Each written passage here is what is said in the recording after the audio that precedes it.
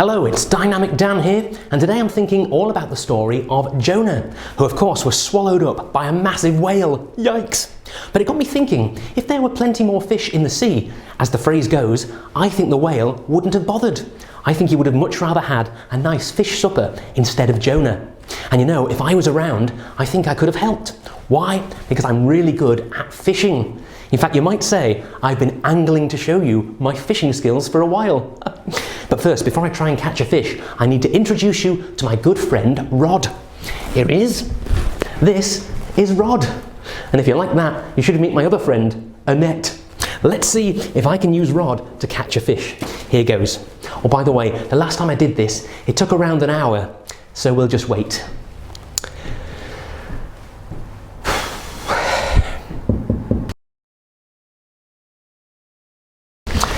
No, nothing yet.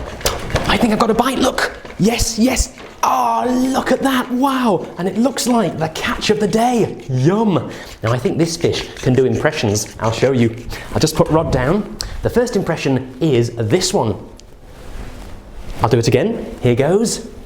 That one is place. Or how about this one? On the back of my hand, what do you think? That one, of course, is perch. I'd rather eat this fish though than whale meat.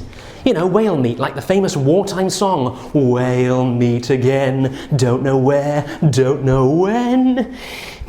Here, I think there's one more impression from this fish, and that one is a flying fish.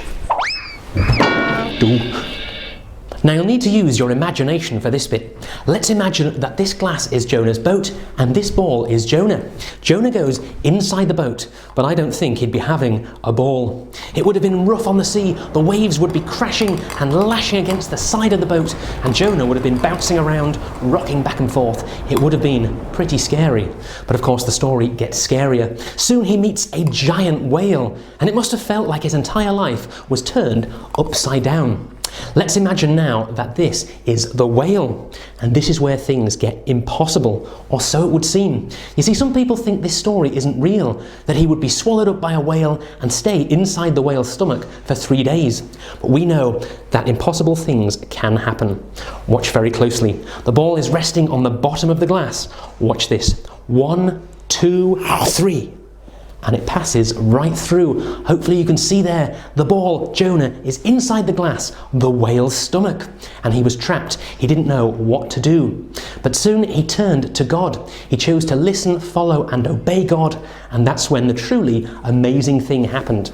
That's when the whale spat Jonah back out. He was saved, all because he chose to follow God. And there are times in life when we feel trapped, we feel stuck, we feel like life is swallowing us up. And that's when we should turn to God, listen, follow and obey him, and hopefully before long we'll be having a whale of a time once more. Well, I've been Dynamic Dan. Have a whaley good week, stay awesome, and bye for now.